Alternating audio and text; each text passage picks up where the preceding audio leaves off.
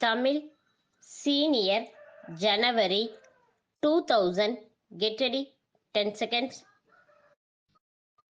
5 seconds. Start. அன்பார்ந்த பத்திரிகையாளர்களே, இந்த இனிய மாலை வேளையில் உங்கள் அனைவரையும் சந்திப்பதில் பெருமகிழ்ச்சி அடைகிறேன்.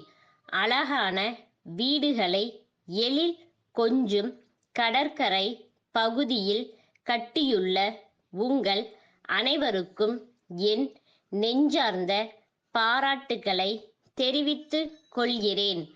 அரசு மானியம் மற்றும் கூட்டுறவு வீட்டு வசதி சங்கம் அளித்த கடன் உதவி ஆகியவற்றுடன் இணைந்த உங்களின் கடுமையான உழைப்பே இந்த இனிய இல்லங்கள் உருவாக உறுதுணை புரிந்துள்ளன என்பதில் ஐயமில்லை. இந்திய நாடு சுதந்திரம் பெற்ற பிறகு பத்திரிகை துறை பெரிதும் வளர்ச்சி அடைந்துள்ளது. மக்களாட்சி முறையில் அரசியல் அமைப்பு சட்டத்தில் உறுதி செய்யப்பட்டுள்ள உரிமைகளை சுட்டிக்காட்டும் பெரிய பொறுப்பு இத்துறைக்கு உண்டு. சட்டமன்றம், நீதிமன்றம், ஆட்சி மன்றம் ஆகிய மூன்றும் ஜனநாயகத்தின் அங்கங்கள் எனப்படும். அவைகள் திறமையுடன் செயல்பட துணை நிற்கும் நான்காவது அங்கமாக விளங்குவது பத்திரிகை துறை என்று குறிப்பிடுவது பொருத்தமுடையதாக உள்ளது என்றே கருதுகிறேன்.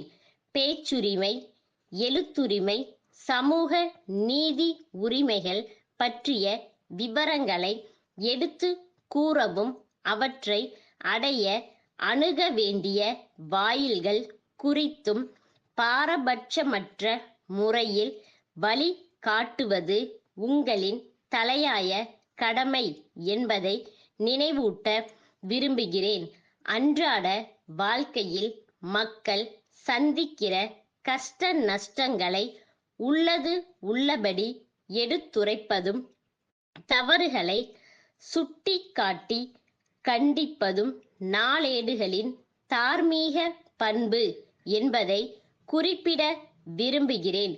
செய்திகள் வெளியிடும் தன்மையில் உண்மையும் விமர்சனங்களை தெரிவிக்கும் முறையில் பொறுப்புணர்வையும் காட்டுவது மிகவும் அவசியமானதாகும். இவ்வாறு தூய்மையோடும் சுதந்திரத்தோடும் பணியாற்றி வரும் செய்தித்தாள்களை மக்கள் ஆர்வத்துடன் வாங்கி படிக்கின்றனர். ஒவ்வொரு பத்திரிகையும் தான் வகுத்து கொண்ட கொள்கைக்கேற்ற கண்ணோட்டத்தில் அரசின் கொள்கை அல்லது செயல்பாட்டை விமர்சனம் செய்யலாம். ஆனால் உண்மையான வகையில் செய்திகளை அளிக்க வேண்டியது இன்றியமையாததாகும். ஜனநாயகத்தின் முறையான செயல்பாட்டிற்கு உறுதுணையாக அமையும் ஒரு உயிரோட்டமுள்ள பத்திரிகை துறையே நாட்டை முன்னேற்ற பாதையில் அழைத்து செல்ல இயலும். பத்திரிகை தொழில் என்பது ஒரு வித்தியாசமான தொழில் ஆகும்.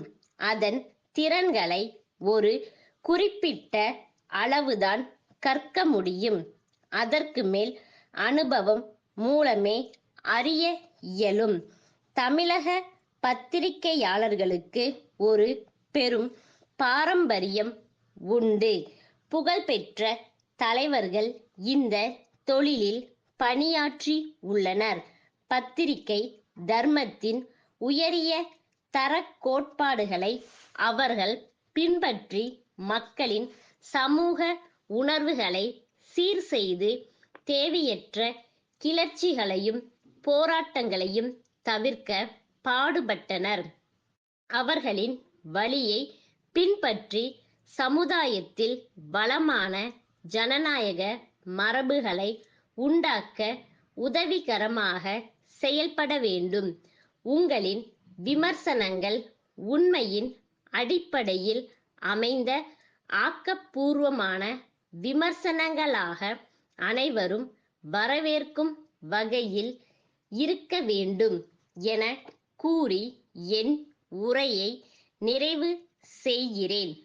சென்னை தங்கமணி தேயிலை விற்பனை நிலைய அலுவலர், நீலகிரியிலுள்ள தமிழ்நாடு தேயிலை தோட்ட கழக மேலாண்மை இயக்குனருக்கு எழுதும் கடிதம்.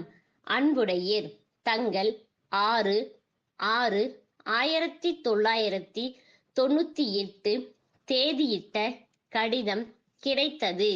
எங்கள் நிறுவனம் கடந்த 10 ஆண்டு காலமாக தேயிலை தூள் வியாபாரத்தில் ஈடுபட்டுள்ளது. 7 தனியார் நிறுவனங்களுடைய சென்னை மாவட்ட முகவராக செயல்பட்டு வருகிறோம். தேயிலை தூள் விற்பதில் நீண்டகால அனுபவம் உள்ள எங்கள் நிறுவனத்தை தங்களின் சென்னை மாவட்ட முகவராக நியமிக்க வேண்டும் என கேட்டுக் கொள்கிறோம். ஆண்டொன்றுக்கு எங்களால் 10,000 டன் தேயிலை தூள் விற்பனை செய்ய இயலும். தங்களால் அனுப்பி வைக்கப்படும் சரக்குகளுக்கு 30 நாட்களுக்குள் பணம் செலுத்திவிடுவோம் என்று உறுதியளிக்கிறோம். தங்களின் சரக்கு குறித்த விழிப்புணர்வை மக்கள் மத்தியில் ஏற்படுத்த உதவிடும் வகையில் பரீட்சார்த்த அடிப்படையில் விற்பதற்காக 1 டன் தேயிலை தூள் உடனடியாக அனுப்பி வைக்குமாறு கேட்டுக்கொள்கிறேன்.